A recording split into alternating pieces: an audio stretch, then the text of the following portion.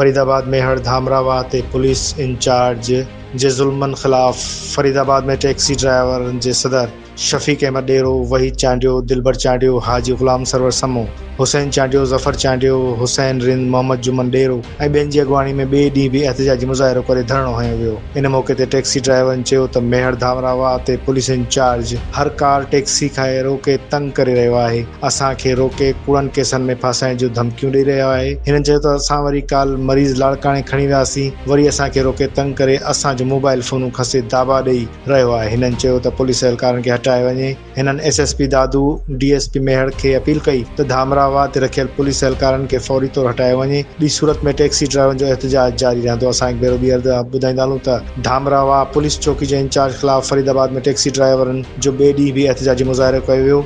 शफ़ीक अहमद डेरो, वहीद चांडियो, दिलबर चांडियो, हाजी ग़ुलाम server समूह ऐं ॿियनि जी अॻुवाणी में एहतिजाजी मुज़ाहिरो करे धरणो हंयो वियो।